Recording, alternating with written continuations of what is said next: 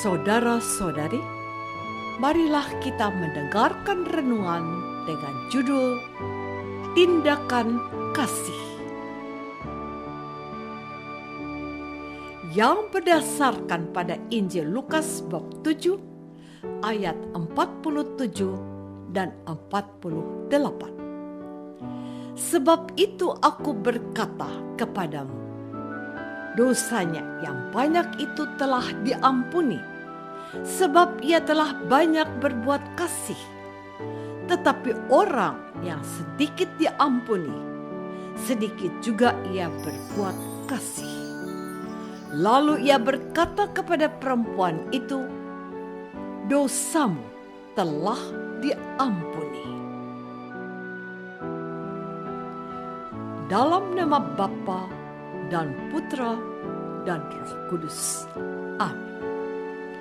Saudara-saudari terkasih dalam nama Tuhan Yesus Kristus, tindakan dan tutur kata Yesus kadang sulit dipahami oleh orang Israel, termasuk para murid Yesus. Hal itu dapat kita dengar dalam bacaan Injil pada hari ini. Diceritakan bahwa ada seorang Farisi mengundang Yesus datang makan di rumahnya. Yesus datang ke rumah orang Farisi itu, lalu duduk makan. Di kota itu ada seorang perempuan yang terkenal sebagai seorang berdosa. Ketika perempuan itu mendengar bahwa Yesus sedang makan di rumah orang Farisi itu, datanglah ia membawa sebuah buli-buli pualam berisi minyak wangi. Sambil menangis, ia pergi berdiri di belakang Yesus dekat kakinya, lalu membasahi kakinya itu dengan air matanya dan menyekanya dengan rambutnya. Kemudian ia mencium kakinya dan meminyakinya dengan minyak wangi itu. Ketika orang Farisi yang mengundang Yesus melihatnya, ia berkata dalam hatinya, jika ia ini nabi, tentu ia tahu siapakah dan orang apakah perempuan yang menjamahnya itu. Tentu ia tahu bahwa perempuan itu adalah seorang berdosa. Lalu Yesus berkata kepada Simon, Simon, ada yang hendak kukatakan kepadamu. Sahut Simon, katakan, Guru. Saudara-saudari terkasih, Yesus melanjutkan ceritanya dengan memberikan suatu perumpamaan atau perbandingan. Katanya, ada dua orang berhutang kepada seorang pelepas uang. Yang seorang berhutang 500 dinar, yang lain 50. Karena mereka tidak sanggup membayar, maka ia menghapuskan hutang kedua orang itu. Kemudian Yesus bertanya kepada Simon, katanya, siapakah di antara mereka yang akan terlebih mengasihi dia? Lalu Simon menjawab, aku kira dia yang paling banyak dihapuskan hutangnya.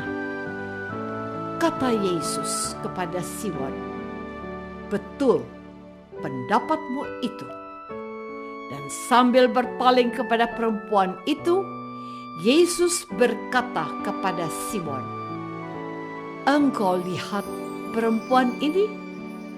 Aku masuk ke rumahmu, namun engkau tidak memberikan aku air pembasuh kakiku, tetapi dia membasahi kakiku dengan air mata dan menyekanya dengan rambutnya.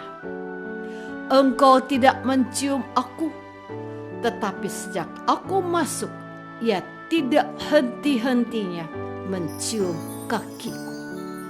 Sebab itu, aku berkata kepadamu, dosanya yang banyak itu telah diampuni, sebab ia telah banyak berbuat kasih. Tetapi orang yang sedikit diampuni, sedikit juga ia berbuat kasih. Saudara-saudari terkasih, sangat jarang orang Farisi yang terang-terangan mengundang Yesus untuk makan bersama, seperti yang dilakukan oleh Simon, salah seorang Farisi. Sebab pada umumnya orang Farisi lebih senang menyerang Yesus dan para rasulnya dengan mengangkat kelemahan-kelemahan mereka, seperti tindakan-tindakan para murid Yesus tidak mencuci tangan sebelum makan, atau tindakan para rasul yang memetik gandum pada hari Sabat. Artinya, kita dapat melihat niat baik dari Simon, salah seorang Farisi tersebut. Sementara di sisi lain, Tuhan Yesus ingin menunjukkan bahwa Yesus terbuka dan mau bergaul serta berdiskusi dengan siapa saja, asalkan dengan niat yang tulus. Namun, acara makan bersama yang mungkin saja bertujuan supaya dapat menjalin hubungan yang baik antara orang-orang Farisi dengan Yesus dan diharapkan bisa berakhir dengan cerita yang indah, ternyata menjadi rusak oleh kehadiran seorang perempuan yang terkenal karena dosa-dosanya.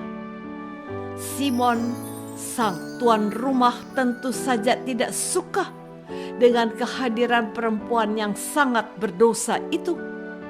Sementara Yesus sendiri menyukai kehadiran perempuan itu karena Yesus datang ke dunia untuk mencari orang berdosa.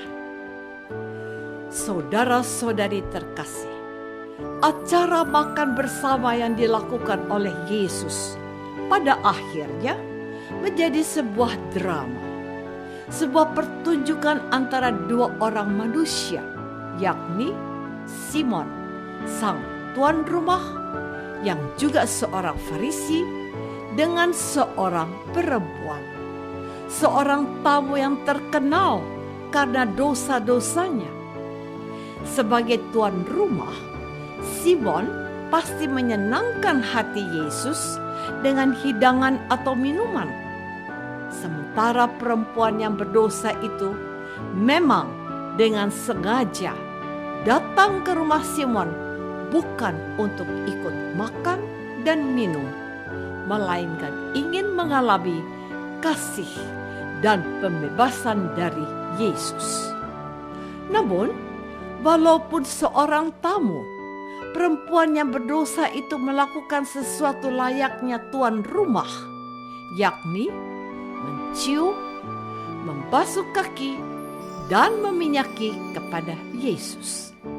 Sedangkan Simon sebagai tuan rumah lupa atau mungkin dengan sengaja tidak mencium, membasuh kaki, dan meminyaki pada Yesus. Selain itu, perempuan berdosa itu mempergunakan rambutnya untuk menyeka dan membersihkan kaki Yesus.